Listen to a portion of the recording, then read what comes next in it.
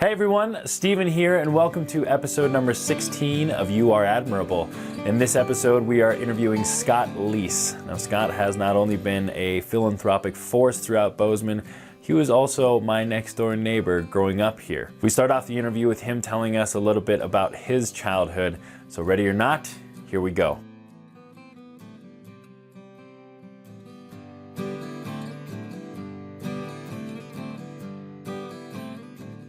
I had a great childhood. I really did. Very middle class. You know, my folks didn't have a lot of money, but we didn't know that. We did a lot of things. We would go on little vacations, but they were always camping vacations and stuff like this. There was never a big vacation, you know, to go make a trip to, you know, Disney World or Hawaii or something of that sort. You never got to go either, huh? Yep. Yeah, exactly.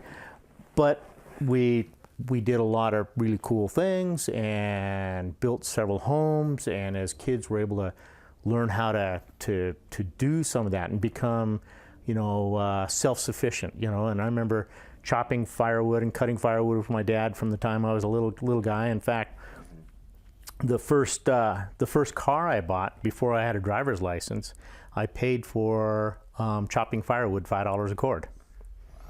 And it was a, you know, a little 65 Mustang. Granted, I only paid $250 for it, but you got to chop a lot of firewood at $5 a cord. And I remember they, you know, years ago they had a radio station in town. It was at AM station. There was literally one or two stations in town. That was it.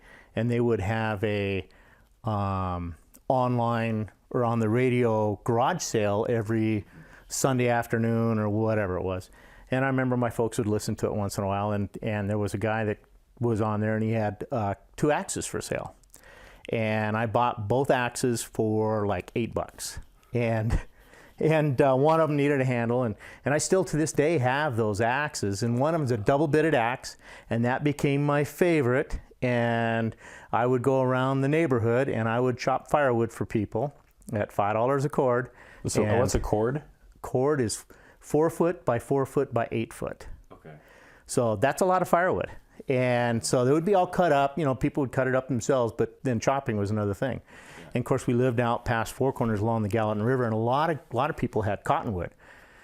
And cottonwood's not very fun to split because it's very grainy in the design of the wood. And so I found the best way to do it was when it became very, very cold. So I would, a lot of times, if somebody had a load of cottonwood that needed split, you could either use a sledgehammer and a maul, or a sledgehammer and a wedge to break it open, or wait till it got really cold. We're talking like below zero cold, and it would, at that point, it would pop. And so I could use that double-bitted axe and split that cottonwood and break it loose, and away it goes. So between that and then in the summertime, I would do night crawlers, and we would go around the neighborhood and collect night crawlers at night, and I'd sell those for, I think it was 15 cents a dozen or something of that sort, to some of the local grocery stores and gas stations in the valley. And of course I wasn't old enough to deliver them, but my dad would deliver them around to those places, and that was how I got started. So, but kind of getting off track. So over the years, you know, had a very good childhood, learned the value of working hard to get satisfaction out of it. Yes, you would get rewards by earning a little money so you could do something, but it was the satisfaction of a job well done. And that was a lot. How old were you when you started that? Well, let's see. I started the night crawlers. I started when I was probably 12 or 13. And then I was about 13 when I started splitting firewood. And at that time, I believe you could get your driver's license provisional permit at 14. And so I had the car for about a year. It sat in the driveway. It needed work. Yeah. I remember my dad bought a Chilton's manual for the car because it didn't run when we bought it. Hence the reason it was only $250. And so I spent a year playing around with it and fixing it up and tuning it up and replacing the starter and replacing the timing gear and chain was bad in it, and you know, did some work like that and learned how to do it pretty much on myself, by myself, with a little help from my dad. And then by the time I had actually got my driver's license, then I had a car. That's awesome. Yeah. That's so great. I wish I had it today. Yeah. It was a 65 Mustang. It was pretty nice. Do you happen to know where it is or what happened with it? It's in California. Is it? Okay. Yeah. I was in high school. I would have been a junior in high school, and I had fixed it up, had kind of hot rodded it, and it became a problem because I was getting in a lot of trouble. And so we negotiated a deal with my parents, or I should say I negotiated a deal with my parents that basically they told me what was going to happen, and I sold the car. And the individual who bought the car then drove it down to California and sold it and made a bunch of money on it. So, and so it's gone, but that's okay. That happens. So, yeah. Nice. Well, that's a good intro to the hard work that you have done. And of course, I'm here today because Mom nominated you as somebody she admires, and she has described you as not even one of, but the finest person who she knows. In your kindness and your embracing of other people. And one of the main questions that she had for you was, how do you maintain your perspective in the face of frustrating things? Of course, her question was, how are you so nice, and how do you ever get angry? But a little bit more realistic, of course, is like, how do you maintain your perspective in the face of frustrating things? Well, as far as the anger, yes, there have been times over the years that I'm human, you know. When I was younger, I had times, typical young teenager, young man growing up, and your frustrations and learning who you are, and you have a tendency to be a little hot-headed. And it didn't take very long for me to figure out that it wasn't doing me any good. I wasn't accomplishing anything with taking that energy and putting it into something that wasn't positive. And so changing the way you become or the way you look at life, and realizing that, your life is going to be what you make of it, and the people around you that you surround yourself with. And, to be able to understand, thinking about it, why am I typically positive and happy? For the most part, I try to look at things with the silver lining, with the glass half full. Not even just half full, but full. Yeah. Pretty close to full. And, I think it actually gives you the opportunity to realize that you've got to let loose of things that don't matter. And if you do that, the rewards can be much greater than the costs. Yeah. And that's probably the biggest thing. Are there times I'm frustrated with stuff? Absolutely. Do I allow it to bubble up to the surface and let other people realize it around me? No. And, thinking about it, in a lot of ways, that probably about the time that I started to realize that anger and frustration didn't do me any good. I was kind of thrown into pretty unique scenario with Pepsi way early on in my career. I was literally 20 years old when they promoted me at the time to the system manager. Wow. And you started with them when you were 16, right? No, I was 18. You were 18, yeah, okay. So I'd only been working for them a couple of years. And the gentleman that I'd gone to work for, Bill Derringer, another individual that I really respected, he was old school, but he was a very interesting old school, and he was a very jolly guy. He could have easily passed as Santa Claus, just a very, very jolly guy. And he was interesting to listen to his stories because he was old school. He had worked his way through the beverage industry, and he was a part owner with Harrington, and just a cool dude. And he retired, moved to Hawaii. Was kind of short-lived because he figured out after a while that Hawaii wasn't the best place to live permanently. But regardless, so he had retired. And so it left a hole, and they were looking for somebody to start moving up, and his son was interested in becoming the manager, and so his son became the manager, Paul, and they promoted me to the assistant manager. But you've got to understand, at the time, we only had about 10 or 12 employees. So it wasn't like it was a big operation. So the assistant manager really was the individual that was the jack of all trade, could do anything. And so he was the one that would take the beating. And if something needed to be done, run her out, fix a machine, whatever it was, he was the one that was going to do it, right?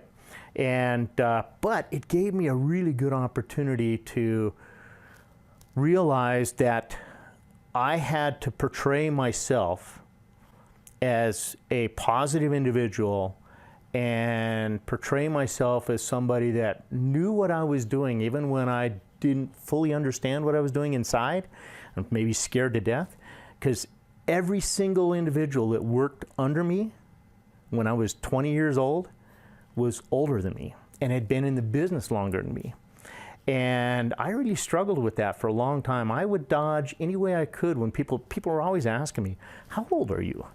And, I would find any way I could to dodge around the question, because there's guys that are 30, 40 years old, and they want to know how old I am, and I'm not going to tell them I'm 20 or 21 or 22.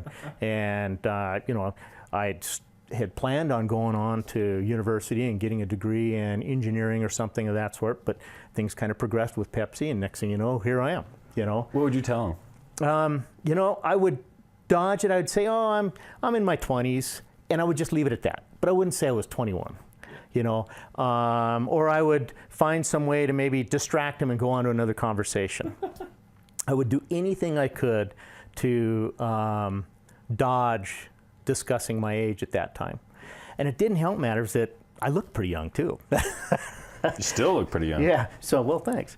So, with that, it really taught me that as I was going to move on in my career, and it's not just your career, it's in life, that how you portray yourself is how you're perceived. And if you portray yourself in a positive manner, that goes out to those around you, and it comes back. And when you have negative people around you, if you allow their negativity to get inside you, it'll eat you up. But if you take on the role of being the leader and portraying yourself in a positive manner, that's a force that can really make a difference in your life. And once you get it, it's kind of like an adrenaline rush. It just feeds itself, and it becomes natural. And you see the things that need to be fixed around you and that are causing frustration, and you just work your way through them, because guess what? They go away.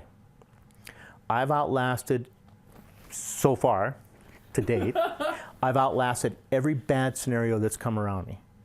And being positive helped me do that. You say you realized that, and you also said that you realized there was no value in being negative and being angry at things. Are there anything, how did you learn that, I guess, is the question? Because I think it's a lesson that not everybody gets, or some people get kind of later on, and you can get it through, reading a book or somebody telling you.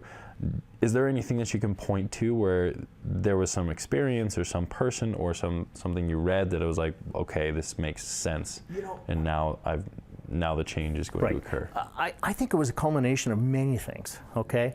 Kind of like we were talking about earlier, I think all great ideas are not just plucked out of the sky. All great ideas come from a mixture of ideas and thoughts from many, many different individuals and people and things around you. It could even be from watching animals and how they interact with each other. So when you start to bring all those different little pieces together, I think that's when you start to formulate a little bit of those ideas and who you are. And it could be all the way from designing the space shuttle or being a rocket scientist to just simply being an individual that wants to move through life in the best manner possible. I think you have to have that desire. You have to have that desire. Yep. And I had that desire. And I'm naturally, I come by it naturally. I'm a fixer. Yeah. Whether it be tinkering around the house or working on the house or individuals, people. And I really have a strong desire to fix things. Where do you think that comes from? You know, it actually, thinking about it, I think it's something that different individuals have. I remember as a little kid, we're talking a little kid, I used to get clocks from grandparents and parents, and I would take them apart. And then that would lead to,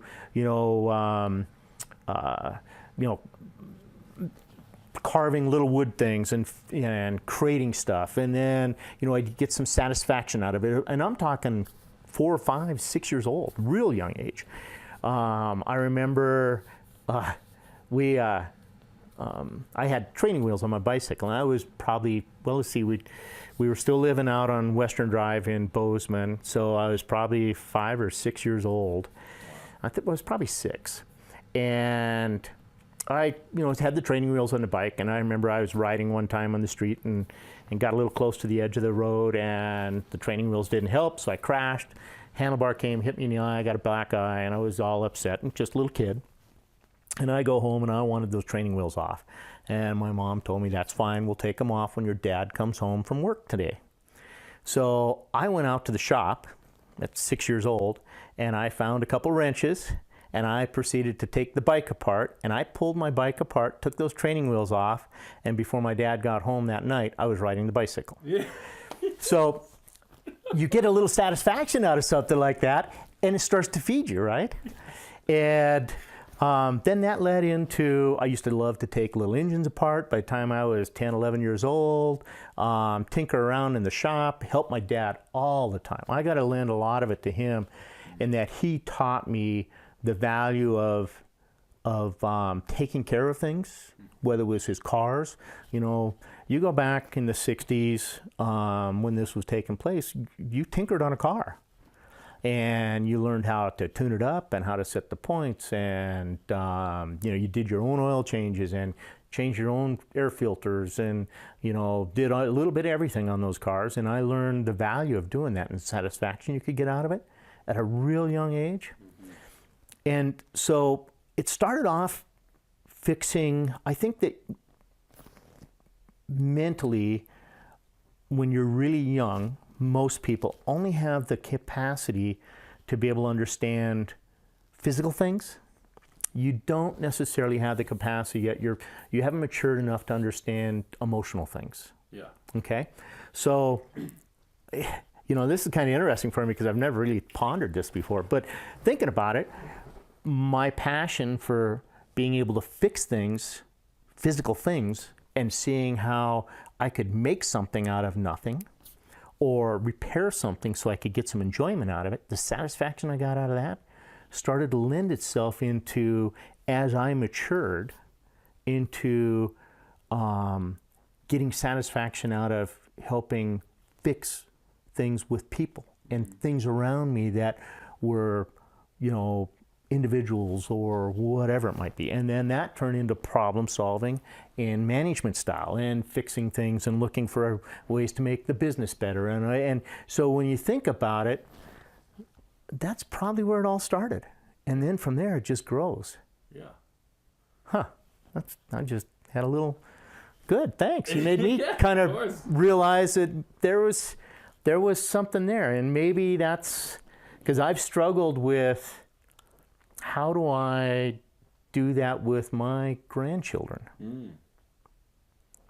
How do I light that little spark in them to become really positive individuals that grow up to be fixers? Mm-hmm.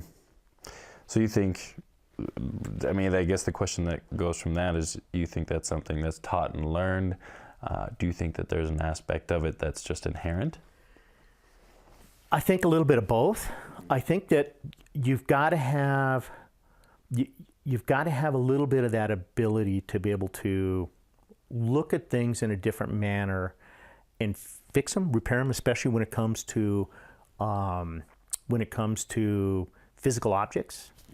Over the years, I've had lots of individuals. Of course, the question is, thinking about this, I've had a lot of individuals over the years that I've tried to teach to become mechanics or repair individuals. And unfortunately, they couldn't get it. It didn't click. And you either had it or you didn't have it. However, thinking about that, they're all individuals that have already molded many of their traits in their life. And so had those individuals been, had they had the opportunity to experience how to reason and look at things to repair and fix physical objects when they were younger, would they have been able to take some of that same, because it's really, when you stop and think about it, in many ways, it's the similar theory with emotions. Yeah. And so is that kind of part of the key? Is it really that individual either has that trait or has learned that trait? And thinking about it, I'm not so terribly sure that, yes, there are people that have a stronger trait in different things. We're all different. Mm-hmm. But there's things that can be learned early on in your childhood that will carry with you and maybe help mold you in that direction. And you know, it's not, you've got to have the desire, but you've got to learn it's the passion with it. It's seeing the results and getting the passion and getting the satisfaction. And if you're young enough, those little tiny wins can mean a lot. Mm-hmm. When you're older, they don't mean so much. Interesting. That feedback loop. Yeah, it's the age-old question of nature versus nurture, of course. And you know, that's a hard one to answer because you see it so often. I look at my siblings. I look at our children, Coulter and Holly. They basically grew up in the same environment, but totally different personalities and individuals. However, there's a lot of sparks of the very same in them. Mm-hmm. I'm sure much the same as you and David. Yeah, definitely. Yeah. With your accomplishments in fixing things, one of the questions I always ask is, what accomplishment are you most proud of? Hands down, raising my family. Mm-hmm. Hands down. I'm so proud of my kids and the fact they've become great citizens that contribute to society. You know, Holly and Bob, my son-in-law, have given us a couple of great grandchildren. You know, Coulter and Haley are doing fantastic in their careers, and they hope someday to have a family themselves. But you know, we'll just see how things work out for them. But they're great kids. I'm proud about that and being able to take over the role of patriarch in our family. And I think that's a very noble deal to be able to do that. Yeah. And you know, I'm naturally love to be a leader. That's who I want to be because you can fix things. Yeah. I can be a fixer, and so I can sit back and observe what's going on and make suggestions to kind of help give guidance on how we as a family can best be our best. That's what I'm most proud about. Yeah. Well, if I think about how successful I have been, I owe that a lot, I think, to my parents and their relationship and their model. And I have to say too, I think I owe some of that to you guys. I mean, we grew up next door, and I had my parents as a model of like a caring, nurturing family, and I also got to look across the yard and see your family and have that same model next door. And that's something that I have always admired about you and your family. In particular, I think your relationship with your wife, Jackie. Mm-hmm. Well, thank you. Yeah, and I'd love to know what you think are the most important things in having such a long-lasting, healthy, caring relationship just with your wife, and having that be an example for kind of everybody who knows you. Right. You know, as everybody knows, marriage is a partnership, and it's got to be a partnership that has many different facets to it. And love is a big part of it. You've got to have caring and love and respect of somebody. And I do. I have the greatest respect for Jackie. She's a fantastic individual.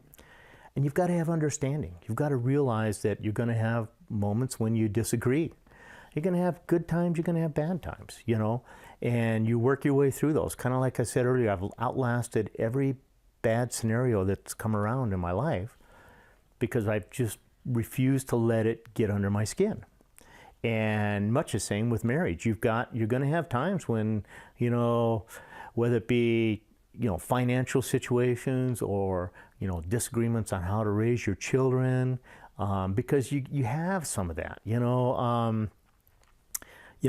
Jackie and I kind of laugh all the time, and we've made a good team because, you know, I'm the gas and she's the brake. And so she's pretty conservative, and she was always, you know, protective of the children, and I was always the believer in, you know, controlled accidents are good, you know. It teaches you something. As long as they don't break any bones or kill themselves, it can be a good deal because you learn, you know. And so because of that, there were times when there was some pressure, you know, and but you work your way through it, and you understand, and you've got to. It doesn't happen overnight. It takes a lot of nurturing, a lot of time. What I find interesting, though, now we're at that point in our lives where we're very similar. You wouldn't believe how many times I'll be thinking about something. I'll just be sitting there watching TV or reading, and I'll be thinking about something, and off the wall, Jackie will come up and ask about, hey, what do you think about doing this? Seriously, I was thinking about that exact same thing right now, and that happens all the time. And I think that as people, you know, we've been married 38 years. I think that as people grow to love each other, and because love is something that it takes time. It's not, you know, love is such a deep, all-encompassing thing that if you think you love somebody when you're getting married or first meeting them or the first 5 years of marriage, you don't fully understand what it really means. It evolves over time. And so we're now at a point where we're very comfortable with each other. And I can't see us, I couldn't imagine our lives without each other. Does that make sense? Yep. You know, so, and so you just become comfortable. Yeah. What would you say you admire most about yourself, and what would you say you admire least about yourself? Good question. So, that I got to be honest with you, saying what I admire the most about myself is out of character, okay? Because I'm a part of the individual, or part of the whole thing of being positive and having an outlook on life that I do is also driven largely by not receiving recognition for it. I don't want to receive a lot of recognition for it. Does that make sense? Yeah. So I would rather know that I would rather be the individual that helps line things up, be in the background, so to speak, or be in the front end. But regardless, when it comes time for it to happen, I love knowing that maybe I'm the one in the room that helped facilitate it, but nobody else has to know. And to me, that is very noble.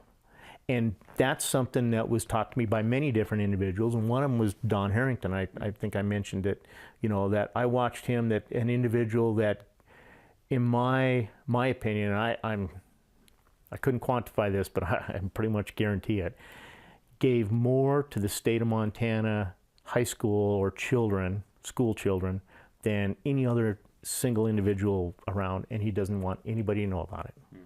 And I, for 21 years, I was on the forefront with him doing that, because that's what I was doing, was calling on the schools and things that he would do, whether it was helping underwrite, rodeo programs or athletic programs when they had troubles, or, putting together scholarship deals for kids, and all kinds of different things through the years. And you know what? He did not want recognition for it. In fact, actually, he didn't like it at all if he was recognized, to be honest with you. He would tell me that, Scott, I just want you to know I'm doing it because it's the right thing to do.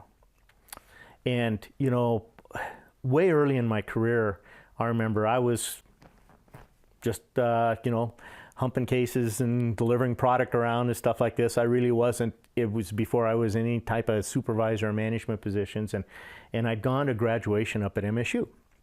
And for one reason or another, Don Harrington was there. And I don't even think he probably knew me, or he knew I worked for him, but he didn't know me, And I remember watching him, and here he is in this crowd of people, and they were up at the field house. And I'm watching all these individuals that are, talking with each other within groups and hobnobbing, and, there's legislators and governor and, all kinds of important people at the university.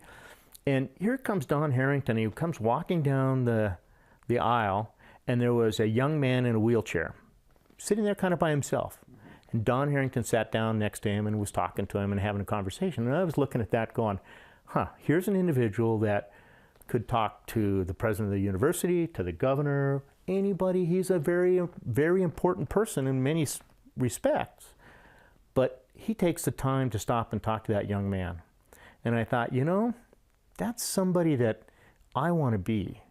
And that's somebody that matters, is to make a difference for individuals regardless of who they are and where they stand, and not doing it in a manner that, promotes yourself, but makes things right. Yeah. Does that make sense? Yeah. So I would say that your most admirable trait is your helping of people and situations without any sort of recognition. Yep. or looking for any sort of recognition. Yep. Just to do it because it's right. Yep. And knowing that I can be a fixer. And, over the years, there's times I'm successful and there's times I've not. You got to realize you can't fix everything. And, I've had many employees that have worked for me over the years, and that's kind of the nature of the beast. And I would like to think I've made a difference in the majority of them in a positive manner. And some that I've wanted to, but I couldn't get to them for one reason or another. And I just had to realize that life has to go on, that you can't let yourself get wrapped up in things you can't make a difference with. Yeah. Does that make sense? Yeah. And so, my greatest trait is I want to help. I want to be a fixer. Yeah. What's your least admirable trait? Wow. That's kind of, falls in the same tone as do you regret anything in your life? Okay. And, I'm not going to live my life with regrets. So it's really hard for me to say my least much the same as my most admirable. Yeah. It's really hard for me to say what my least admirable is, because I don't know. That's kind of going right back to the whole deal about anger and frustration and being positive versus negative. Mm-hmm. That if you allow those things to start to get into your life, they can overtake you. Yeah. So I don't dwell on the mistakes of the past, and I've made a lot. Oh yeah, But with that said, if I had to choose anything that I would say was the worst trait, and I don't know if it's a trait, but I wish I would have been better, or would have been smart enough to realize how much value it would have been had I spent more time with my elders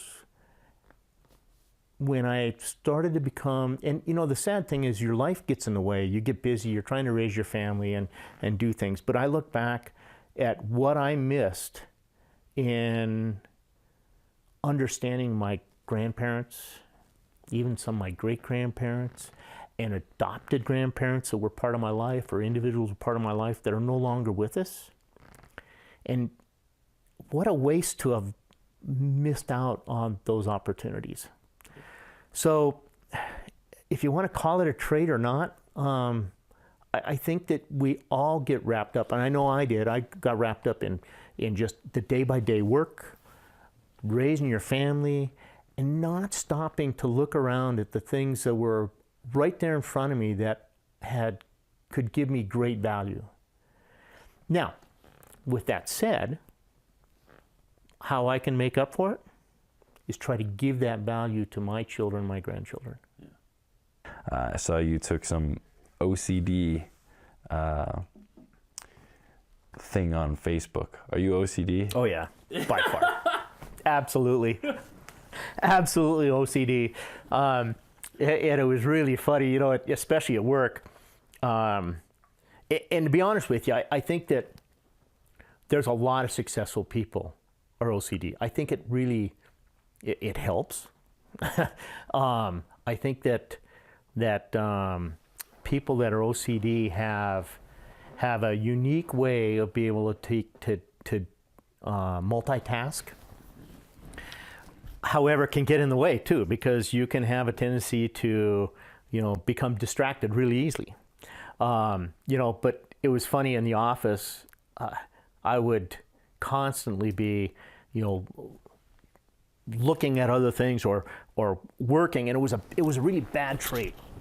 And I would tell them, especially my core people that understood, and most everybody that worked with me understood that that's who I was. Uh-huh. But you know, I would be reading emails and talking to the individual, and then staring off in the distance at something that was, you know, a truck that was pulling in or whatever.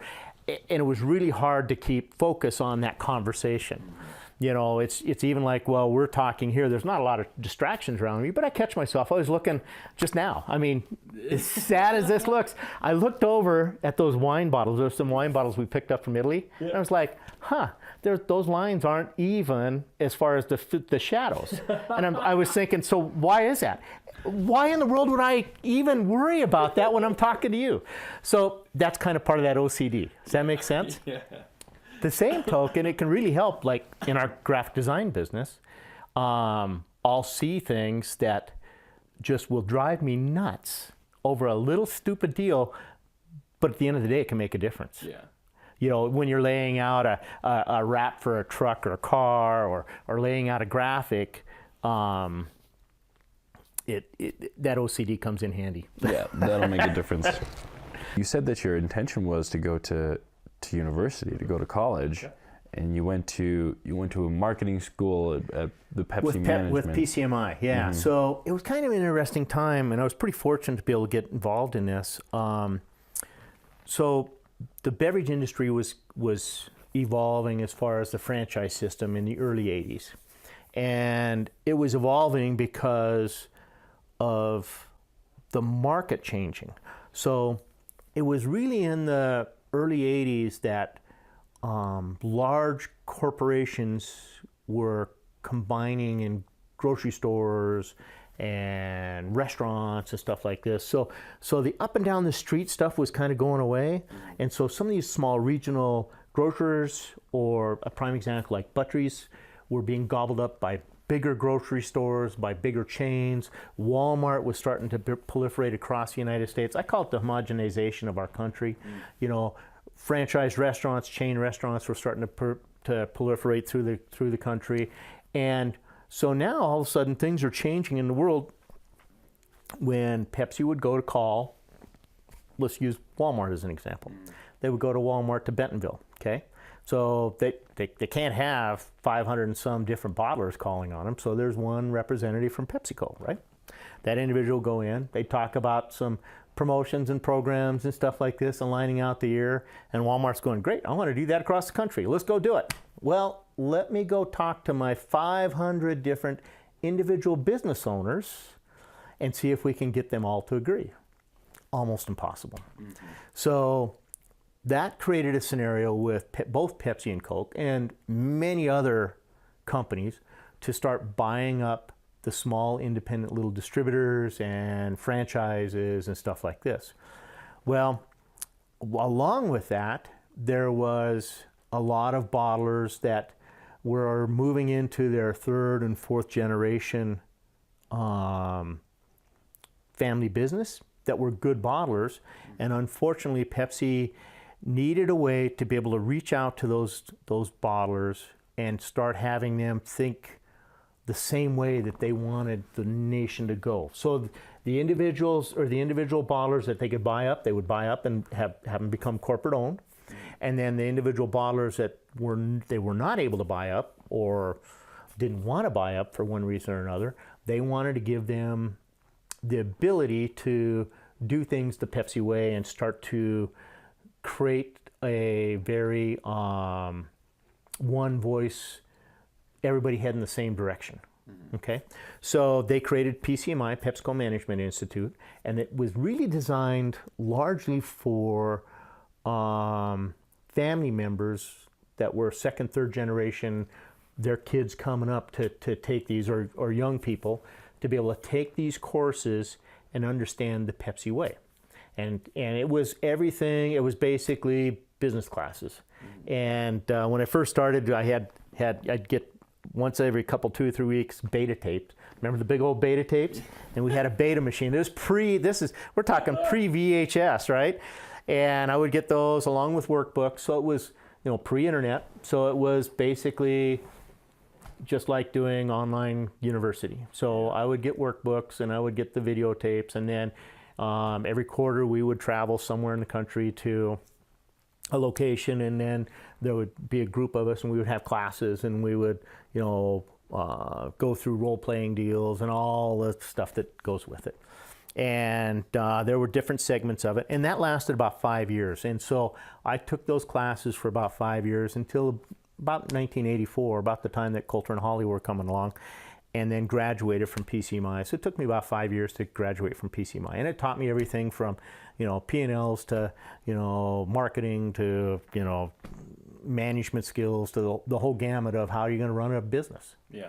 And that ended up being my secondary education, is where I received it. It would have been interesting to see if I'd have gone on to be an engineer, but you know what? Like we talked earlier, no regrets. Nice. Life has gone on really well. I've done okay with the way I actually think I probably had a bigger impact in my life with being able to make a difference in the community we live by not going on to becoming an engineer and going wherever. But then who knows? Yeah. You don't know what life would have brought. Yeah, exactly. But I'm tickled with it. I have no regrets. That's great. So, with all the things that you do now, what is your favorite thing that you do now? favorite thing I do now is in like today. Sure. Wow. I really am enjoying this so-called semi-retirement. Yeah. You know, I'm still pretty fortunate I can be involved in the business, because it really is. It's like I've told Don Harrington in the past, when he was alive, and like I've told Lynn, it was their business, but it was my life. And I have a lot of passion still for it, but it was time to be able to start stepping away and enjoying other parts of life too. Yeah. So this gives me a little bit of the best of both worlds, that I can kind of be involved and still be a fixer. I go in and consult and talk to the guys and talk to some of the employees and see how things are going and make suggestions on, ways we can possibly improve. And there's times they'll call me about, different events or activities. What have we done in the past? How should we proceed with this? Was pretty instrumental in working with them on this last university bid, which we just received, and Nice. we're in the midst of signing that, but it'll be another 7 years. And so those type of things I really enjoy, but yet I'm enjoying it in the manner that I can do it when I want to do it and how I want to do it, within reason. There's times that it'll be conference call or something they ask me to join on, and then that means I got to be on that call at 9 o'clock in the morning. Well, that's okay, Right. but I might be taking it from the comfort of my own home, not running in the office. I really enjoy helping Jackie in the graphic design and the sign business and helping her do things. I enjoy still feeling like I'm productive, but I'm on my own time schedule. Does that make sense? Yeah, absolutely. Yeah, that's probably it. I asked this question a while back, and I'd like to know what your thoughts are now about soda, about the sugary and the health craze, I think, around Right. pop and stuff. Like, what are your thoughts now? So that's really interesting, because I don't know if you realize this, but in the Bozeman market especially, and we had started really working towards that early on in like 1997, 98, that at least our group here felt there was the opportunity, and we called it New Age at the time. That was the New Age products coming out. And of course, that's now evolved just into all kinds of non-carb drinks and things. But in 2015, the Bozeman market actually was probably one of the first markets in the country to actually sell less than 50% of their sales were traditional soft drinks. The rest of it was non-carb drinks for you, which typically are better for you type drinks. So water, teas, juices, Gatorade, non-carb drinks that we carry. So in a lot of sense, it's an evolution. I remember talking to some of the schools when they would want to put bans on the soft drinks. It's like, okay, guys, I'm good with that. However, you see, if you look back through history, banning things doesn't work. Society pushes back against it. But if you work towards pointing people into the right direction to make good, healthy decisions, then it becomes their own idea and their own value that they want to go after, and it'll happen. Yeah. It just may take a little longer, but when it actually takes hold, it's better. Because a prime example, Prohibition. Yeah. Prohibition was a huge failure because people were searching out alcohol when it was being banned. Yep. I think I read an article one time that per capita consumption of alcohol was at some of its highest peak during the Prohibition. So the same type of deal. So yes, when I first started, the whole intent was, and really when with soft drinks was, it's not a better for you type product.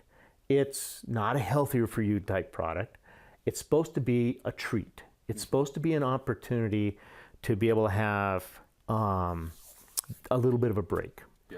So, and then when you tie in, there's a reason why they do the marketing that they do. And some of the greatest marketing that got to me was the stuff that tugged at your heart a little bit and made a difference. And it was about enjoying activities and family and things around you, right? Well, there was a reason that they did that. Soft drinks were never intended. It evolved into that, and it became, just like anything, the pendulum swung a little bit too far, where people were consuming them all the time, and they shouldn't have. It should have been an opportunity for a little bit of a break. I used to take, and I would set a can of Pepsi on the desk when I had a new salesman or somebody coming along, and you could usually tell the ones that were going to get it, and I would tell them, so what are we selling here? They'd look at it and go, what, a bottle of Pepsi? Yeah, but what are we really selling here? Huh. And they go, I don't follow you. It's a mini break in a can. It's a vacation in a can. It's that perception that I've had a tough day, and it's 3 o'clock in the afternoon, and I need a break away from the craziness of my office, the craziness of my day, and I can sit down and I can have a soft drink as a treat and go back to a concert I went to, or camping with my buddies, or something where I drank that same drink and associated it with that something that gave me pleasure in my life, a little bit of relaxation. Yeah. And that was originally the original intent of that, was to be able to have a break, to give somebody a treat. I know when I grew up, we always had Pepsi in the house, but it was 16-ounce bottles, and I remember they were always back by the back door of the kitchen, right? And it was maybe once or twice a year that we would actually get a little glass of Pepsi split between the three of us. There'd be a 16-ounce bottle split between the three of us. Wow. It was just meant to be that treat. Yeah. Birthdays, a special little deal. One of them was Wizard of Oz. So you got to remember, we didn't have color TVs. It was a little black and white TV, and that was a big deal to watch the Wizard of Oz once a year. And Mom would make popcorn up, and we'd get a Pepsi, a little glass of Pepsi, split between us. So basically 5 1/3 ounces each of us, and that was it. So that's kind of how I think it should have been, but evolved to the point where people are drinking, 2 liters of pop a day, or 12-pack a day, and that's not healthy for anybody. Yeah. So we as a business actually realized that, and that's why we started going, okay, we got to find some better alternatives for people. They need to consume waters and teas and juices. People are going to do that. That's just a natural individual. How do we better start to position ourselves, not just to capitalize on it, but to actually start to make a difference? Does that make sense? Yeah. So you're right. There is a little bit of a negative connotation to soft drinks, sugary drinks, and at the end of the day, it's all about moderation. Mm-hmm. Yeah. And if you can have moderation and realize that it's just meant to be a treat, and most of the rest of the day it's just like drinking a beer. If we started drinking a 12-pack of beer a day, it wouldn't be very healthy. True. Yeah. Moderation, I think, is good for everything. Mm-hmm. Who do you think is other than your parents, who do you think has been the biggest influence on your life? Wow. Other than my parents and grandparents, I would assume. My grandmother was my dad's mom, my grandmother Marion, was a big influence on my life. She was a successful businesswoman, owned a restaurant actually what happened is she was working for the Great Falls for the Air Force Base at Maelstrom during World War II in the kitchen. And when the war was over, they were closing out a bunch of the facilities and stuff, and the head of the kitchen told her to put in a bid for the equipment in the kitchen. And she said, we don't have any money. My grandfather had been in the war, had been fighting. They'd had nothing. They had nothing. And he said, no, put in a bid. So she did, and I don't know what it was. It was pretty small, a few $100s, which at that time was a lot of money, but it was still nothing. And they got the bid because nobody else bid. What? And so with that, they moved to Fairfield and opened up a little restaurant called Lease's Cafe. And then they had that cafe until 1959. And so she became a businesswoman, and then she was involved with, was it BPW, the Businesswomen's, club and stuff like this, and all the way through her career then became one way or another involved in different businesses. But she was a very nurturing grandmother, just a typical grandmother. Would spend a lot of time with us, would discuss a lot of things about the right things to do and the wrong things to do, and just was a great lady, and when we moved here, I don't know if you remember her, because she was still alive, and she would come visit with us, and then she started having health problems, and there was times we'd have her here for 3 or 4 months at a time until she got her feet back on the ground. Then we'd take her back to Helena and stuff like that. And she helped us out, both in watching the kids, Holly and Coulter, and financially, we'd need a little bit of money, and then we'd pay her back. And, the normal stuff when you're a young family getting started, life's not that easy, but that's the best way to have it, because you really appreciate what you've got. Yeah. Scott, what's something that most people don't know about you? I'm actually a very spiritual person. Okay? Not necessarily a strong religious person, because in many ways, don't get me wrong, I'm fairly religious within reason. That was Grandma Lease really drove that in pretty hard. But I don't feel that man-made religion, I have a hard time sorting out man-made religion. Does that make sense? Yeah. But I'm a very spiritual individual. I really do honestly believe that our spirits live forever. Whether they're an orb out there, I can't speak to that, but through the individuals we know, through our children, through our grandchildren, through the actions we do and the differences we make in the world, your spirit lives forever. I just don't feel, and I don't know this for certain because nobody's going to know, but I don't think it ends. Does that make sense? Now, life ends. In fact, I read an interesting deal that the secret to life, it ends. Okay? But beyond that, your spirit is always there. Your spirit is there in one way or another. So,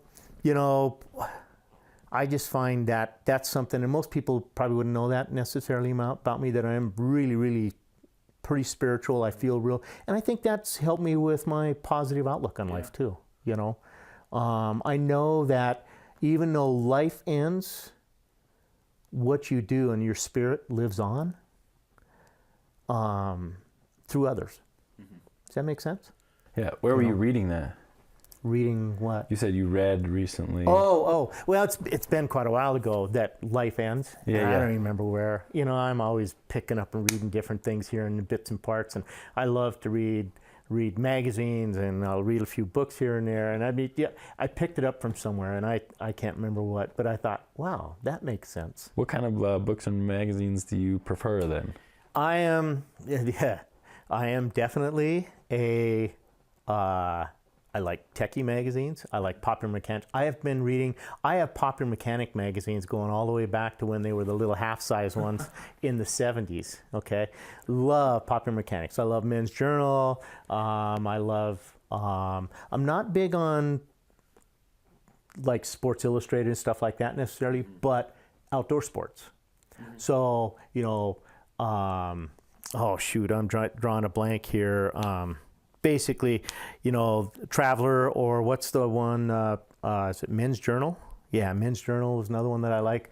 Talks about outdoor activities and, golfing and fishing and stuff like that, So those are the type of things. When it comes to books, I really have a tendency to lean a little bit more towards history, or I've never been really good about reading fictional books. As much as it sounds bad, I always found it was a waste of my time. That's why I liked popular mechanics and things like popular science. I love popular science books, all those type of deal. That's just who I am. I wish I was better. I'm appreciating history more than I ever have.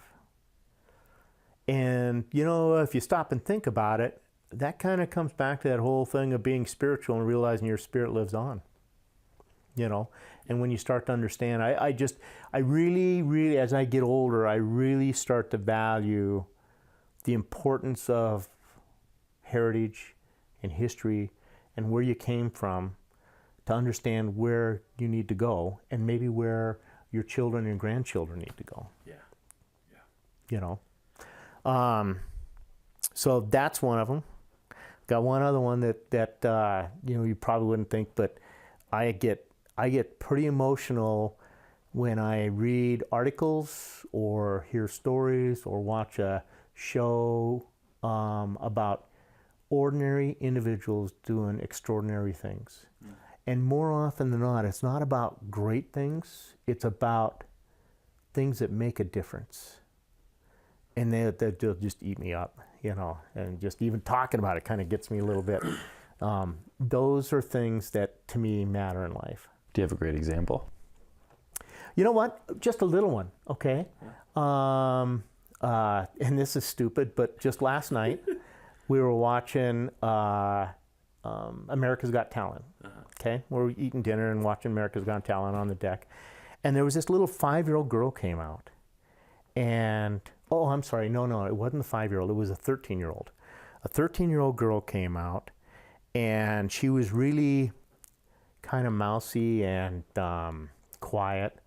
And you could tell that she was somebody that I would say was a little bit outside the average. I mean, you know, that she was very, very quiet. Somebody that would have been in class that nobody would have recognized. Does that make sense? And the music came on, and she sang a Janis Joplin song that was phenomenal. It was just like, where did this come from?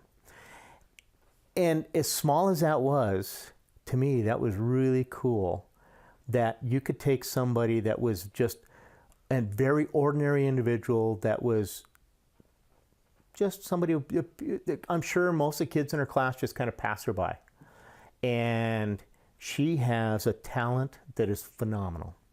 And when she turns on, she's phenomenal, you know.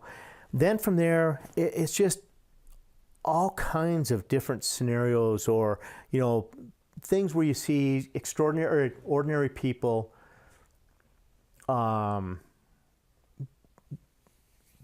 do things that make a difference with other people around them. You know, that's just really what it is. You know, totally. And those things matter to me. And if there's times I'll watch something like that and think, okay, did I do enough in life? And then I have to go, well, just a minute here. You know, I've been a big believer, and I'll do this when we sit down for like Thanksgiving dinner with all the family around us. And I'll say, you know, one of the things I'll point out to everybody is, if you want to make a difference, you know, the politics of the world, of our country, all the good and the bad, the junk that goes on around the world, okay? Which the world is the world, and it's been that way from the beginning of time, okay? If you want to make a difference, look across the table, look to your left, look to your right, make a difference with those around you. If everybody in the world would do that, all the problems in the world would go away. And I think sometimes we have a tendency to think that, you know, we become somewhat desperate in the fact that, well, gee, I can't change the world. You know, and you read about, you know, bad things that happen in other countries or other cities or whatever around you. And you start to realize that that's the world. It's kind of like that country western song right now that's out there that says, you know, don't watch the daily news. The first thing you'll lose is the first thing you lose is your faith in humanity. Okay? So to an extent, that's somewhat true, right? Yeah. So if we would just simply look across the table, look to the left, to the right, look to our neighbors, make a difference with those around us. And I would hope that as we were growing up, we did a little bit of that in the neighborhood, and we tried to make a difference in our community and those around us. And at the end of the day, if you ask yourself if you made a little bit of a difference, it's not that that's good enough. That's it. You know? Yeah, I think that there's too much getting caught. There are too many people getting caught up in, I want to change 20 people's, I want to change the world, or I want to change 20 people's lives. And they forget that it's even more worthy to change one person's life. Yeah. Like just focus on one person and help them. I mean, help yourself. Do that. You know, that's interesting that you mentioned they help yourself, because I just had that discussion with with my son-in-law about it. It's been about 10 years ago, I was asked to do a task in a RFP, a request for proposal I was doing, which I thought was kind of interesting at the time, but I got a lot out of it. And the question was, what is your disaster preparedness plan? I'm going, like, disaster preparedness plan? I'm trying to put together a bid, and it was for MSU, a bid for the sponsorship and the university. Why in the world are they asking about disaster preparedness? So then I got thinking about it, and I started doing some research on it. And the more I dug into it, the more I really appreciated the question, okay? And so it also made me realize that we had a bit of an obligation as a beverage company, that in the event that there was some major catastrophe in the community, that we could help. We have trucks, we have refrigeration, we have water, you know, things that people would need in a disaster, right? So, but with that, how are you going to do it? What's the most important thing? What's the most important thing in a disaster as a manager of an operation that could make a difference? What was the most important thing I could do? Have a plan. Yeah, you got to have a plan. Yeah, absolutely, you got to have a plan. But what is that? What's the first step in that plan? You need to make certain that your individuals that work for you, the individuals close to you, and your facilities are safe. So, because you can't make a difference if you're in a mess. All right? So that also made me realize, oh, now just a minute. That carries on to your life. I can't make a difference for individuals that I want to help unless I make sure that first I'm okay, and then those that I love and around me are okay. Then I can start reaching out and making a difference beyond that. Yeah, big time. So life is a disaster preparedness plan. Yeah. You know, in some ways it really is, you know.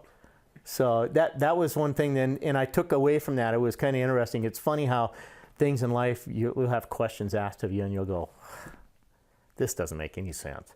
And then you carry it with you. Mm-hmm. Yeah. Well, what do you see in your future? What do I see in my future? Well,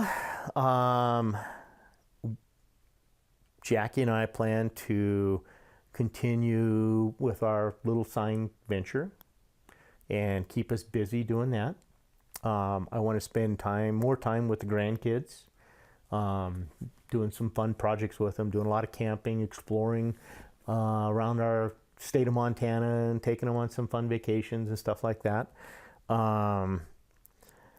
You know, this is an interesting time for me, just because, you know, I was 41 years with Pepsi, and that was a big part of my life. My family's always going to be a big part of my life, but that was what you went up and that in many ways your career, even though I think it's really bad to say this, defines you to an extent, okay? But I would like to think my family defined me more. Mm-hmm. But it was a big enough chunk of my life that when it changes, and even though I'm stepping back, you know, it's a different transition. You know what I mean? I'm enjoying it. Don't get me wrong. I'm enjoying it a lot. But it's a unique transition. So you ask me what my future holds. It's new chapters. It's like I'm at the beginning of opening a new chapter in my life. And I don't know all of what that holds. Does that make sense? I know what I want to do. I want to do some camping. I want to spend time with the grandkids. I want to go to Jackie, and I want to do some more travel. We've traveled quite a bit. We're not necessarily world travelers. We've done a little bit of traveling in South America and Europe, but really, I want to travel around the country and see so many great things that we have to offer in the United States.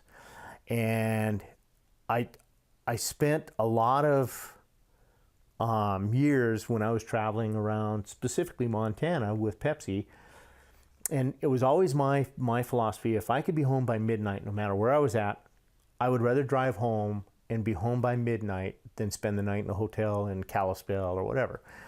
So I tried to do that as much as possible. But because of that, I was traveling all over the state, and there's a lot of things I drove by. And, you know, fifth generation Montanan, I've traveled all over the state of Montana, and I haven't seen a fraction of it. And I want to go see some of it. You know, there's a lot of cool things. You know, I've got there again a lot of ancestry. My great grandfather and his two brothers had Lease Brothers Construction in Great Falls around the turn of the century, and they built like the Cascade County Courthouse and the jail and the Masonic Temple in Helena, that big with the big spires, and then virtually all of the schools across the High Line, from Great Falls to Glasgow to Havre to every little town in Malta and every little town in between. And that was they were old school, big block building, you know, rock and stuff like this, building all these structures. And I would love to go see some of those while they're still around. Yeah. You know, the old school schools. Yeah, the old school schools. Yeah. And so, you know, and record some of that so that, you know, Tyler and Isabel and my grandchildren can go, oh, there's some of that heritage. There's a little bit of pride in the fact that we have some connection in the state of Montana, you know. Nice. So anyway, that's what I do. And then who knows? I mean, might have aspirations in a few years to do some other things that make a difference in the community. Right now, I am taking some advice from a really good friend of mine that I respect a lot, who retired from Pepsi about 7-8 years ago. And he told me, don't commit to anything for the first year. So I'm not really committing to anything for the first year, and then we'll let that chapter start to evolve. Nice. May I ask who that was that gave that advice? Yeah, Terry Havercost. He was the VP of Pepsi West, so everything west of the Mississippi, back in, you know, from 1999, 98 up through 2010. Nice. And just a good guy. In fact, Jackie and I are still good friends with he and his wife Cindy, and we take some vacations, 2-3 times a year together, and just a good guy, you know. So I saw that you gave there's a scholarship at MSU now for another one of your coworkers. That Yep, actually we've established a total of 4 scholarships. The first one was the Mike Bowen Scholarship. Okay. And we helped the family. The family had originally started that one, and then we helped fund it to the point of into perpetuity for Mike Bowen. And Mike Bowen was killed, unfortunately, in a car accident while he was working for Pepsi back in 2003, I think, somewhere in there. And then the Bob Arata Scholarship in memory of Bob Arata, and the Don Harrington Scholarship, and all 3 of those we took into perpetuity, funded them each year so that they'll continue to go on. And then our last one we just finished was one for the Culinary Arts Program for the Gallatin Community College. Oh, nice. Just because I'm a big believer in that. You know, as I was involved with Worthy Student when the kids were in school, and even for a few years after school, and it comes right back to that whole thing of I have a soft spot for ordinary people that can do extraordinary things. Yep. And to be able to have a situation with the Worthy Student where it would reach those kids that were maybe going to fall through the cracks, that were maybe really good at what they did in a certain area, whether it might have been math, might have been auto mechanics, might have been, you know, shop, it might have been art, whatever it was, but they would have been passed over for scholarships. And teachers could see that individual was somebody that was worthy. To me, that meant a lot. Yeah. And I received a couple letters from a few students that went on to go to college, and I don't know if they completed, but at least they took their first year and dipped their toe in. Nice. And so to me, that was a lot. That was worth a lot. Yeah, definitely. Scott, are you ready for your last question? Sure. So who's somebody who's a part of your life, not your parents or your significant other, who you admire? What do you admire about them, and what's one or two questions you would ask them? Wow. I had narrowed it down to two individuals. I was leaving my kids out of it. I will say that I got to be honest with you. Both my kids are great kids, and they each have their very exceptional traits. But I think it's more appropriate that I look kind of beyond that. Okay. And I have narrowed it down to two individuals, and I kind of, mentioned a little bit to you, and I'm still pretty torn on both of them. And the first one would be your father, Jurgen. And I think he is a very interesting, very exceptional individual that is articulate almost to a fault, but it's what makes him so interesting. Does that make sense? Yeah. And I know that deep down, if he could get past some of the being super articulate, he is a very, very admirable individual because of who he is. Mm-hmm. Okay, and he's very knowledgeable. He's one of the most knowledgeable individuals I know. The other individual that is fairly new to my life, but he really has struck a chord with me, and that's Anton Brog. Anton, what I like about Anton is I see a lot of your mom in Anton, and I see a lot of myself in Anton.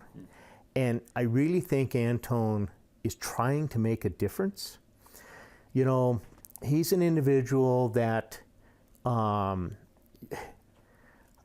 people don't even, especially young people, don't even realize how important it is, the message that he's trying to get across to them. How important it is that they think about their future and try to put a little bit away for their future to make their lives better when they get older. And I'm not talking old. I often would tell a lot of my young people that same deal. Sit down with them and try to explain to them a little bit about the importance of sticking money away and putting money away for their retirement. And your life changes when you're in your if you've started doing that when you're younger, and when you're in your 40s, and all of a sudden you realize that, hey, I think I can make it. I'm going to be able to have a retirement at 60 or 65, might be 70, depending on how things are going, but at least have a retirement. I can see the light at the end of the tunnel. It's really going to happen. It changes your life, because now you're no longer working.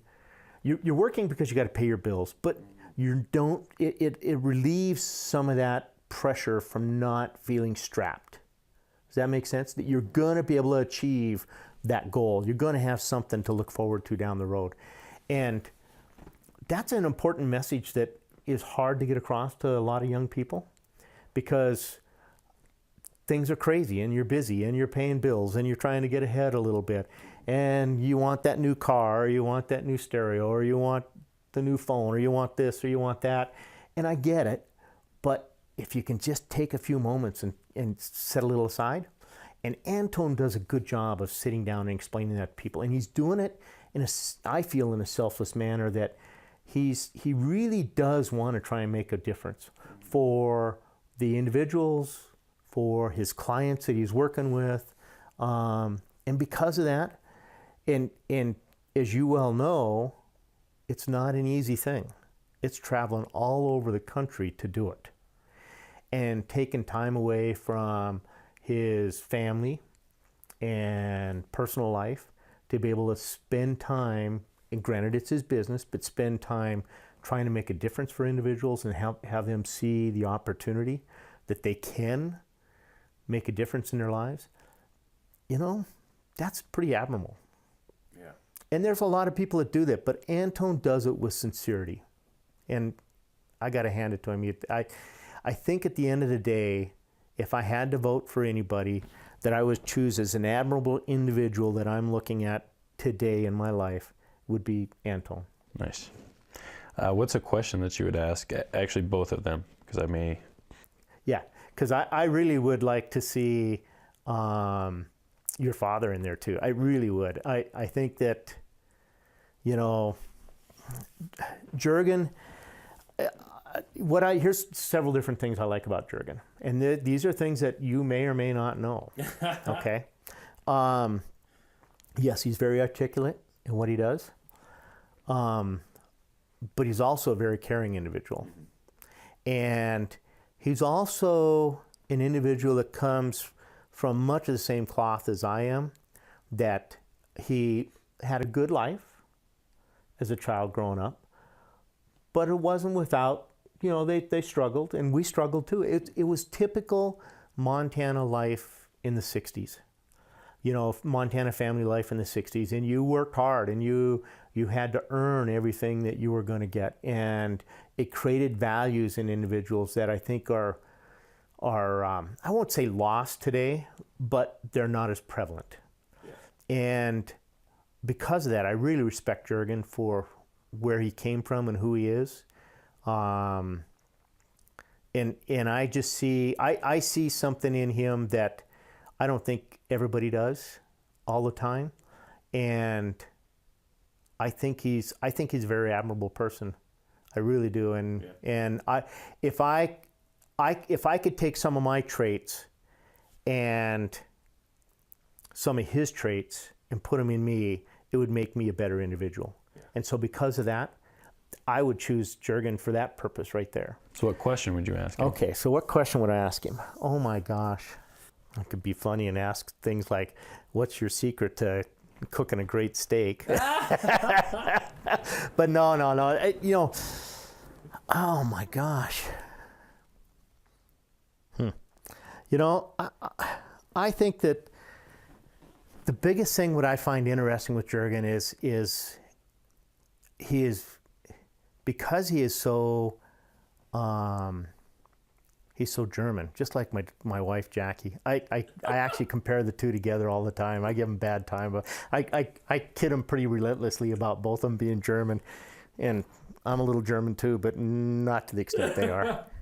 And so to that, and I don't want this in a political sense, but I want to know, so somebody that's as articulate as Jurgen and as knowledgeable as Jurgen, how would he make a difference in the world? If he had his ability to make a difference, not a small difference, just what is it that he sees would make a difference in the world? That's a great question. Just because I want him to really ponder is what I wanted to create a scenario. I didn't want to have anything that becomes political or, too easy to answer. I want him to really tell me what he would do that would make a difference.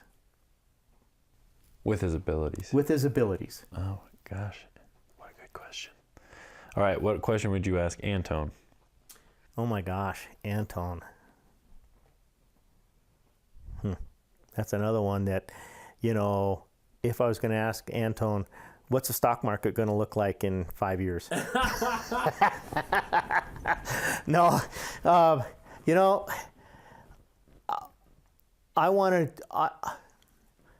mine's not a question for Antone as much as I want him to think about this, okay? I want Antone to really work on finding balance in his life. He's in a very, very time in his career and life that I understand fully. That's busy, it's hectic, and he's trying to do so many things for so many people. it's really hard to find that balance in your own life. And so the question I would have for him is more of a challenge that I want him to ponder, because when he does that, when he learns how to kind of let some things go and find balance in his life, he's going to find answers that he doesn't even know he has. And that's probably the biggest thing with him. It's not a question on you know, how are you going to do this? It's, I want Antone to find a balance in his life. I want him to ask himself, how's he going to find balance in his life? Interesting. Do you know of, you said there are some things that he can get rid of. Do you know of things that he can get rid of off the top of your head? Or? Of Antone? Yeah.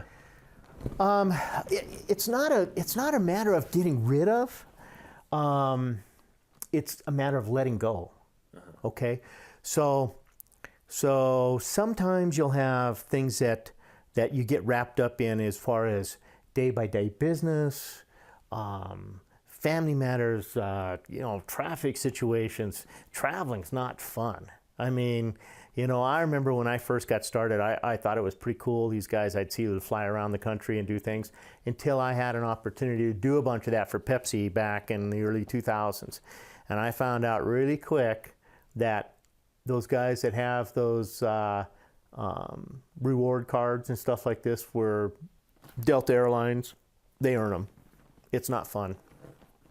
And so, you know, you spend time away from your loved ones, from your family and stuff like that. And that's, you got to do it though. So it's part of building your career and building, you know, something for your family. But learning how to let go of the fact that don't let that stuff get you, and find ways to, you let go and find balance. Does that make sense? Mm-hmm. You really do. And it's Stephen, it's not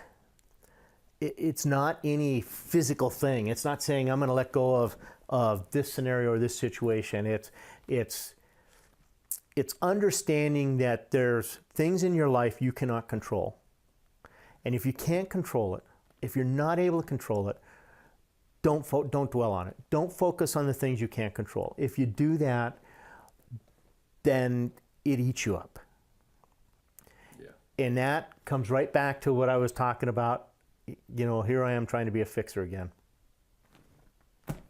That's just who I am. Yeah. Yep. Does that make sense? Yep, absolutely. You know, can't fix Jurgen, but I could ask him a good question that makes him think.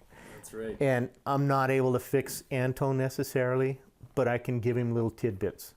And all the stuff I see with Antone is I just want him to find that balance. Mm-hmm. Yep. Well, Scott, thank you so much for being a fixer. Thank you for being a great role model for me growing up, and even now. And thank you for your generosity and your charity throughout this entire community, and, you know, especially with me and my family too. Yep. Well, thanks. And I got nothing but love for you and your family. Well, thank you, Stephen. You know, I've always respected you and your family also. When it comes to, you know, providing charity and being involved, you know what? It's my pleasure. It's been my pleasure. I'm just fortunate that I've had those opportunities, and I've been given those opportunities to try and make a difference. Yeah. And makes life pretty easy. Yeah. It really does, you know. So I guess when I look back when I'm in my 80s or 100s and go, I made a little difference here and there. And if I helped make a little difference for you in your life and your family, you know what? That means the world to me. Absolutely. So. It did. All Thanks, right. man. Cheers. Cheers. To the cats. To the cats. Go cats. Thanks so much for checking out episode number 16 of You Are Admirable with the very generous and very admirable Scott Lease. You can find all of the episodes of You Are Admirable on YouTube, youareadmirable.com. You can add the podcast through your favorite podcast app, and now you can even listen to some episodes on the radio. 95.9 KGVM is a new nonprofit radio in town, and they are airing some of the You Are Admirable episodes, so listen for those. You can also support the project directly through Patreon. Go to patreon.com/youareadmirable to pledge your support. Of course, you can like, share, and subscribe as well. And don't forget, you are admirable. We'll see you next time. Yep, that's good beer. That's good beer. Nice, that there. Good, fantastic. Phenomenal.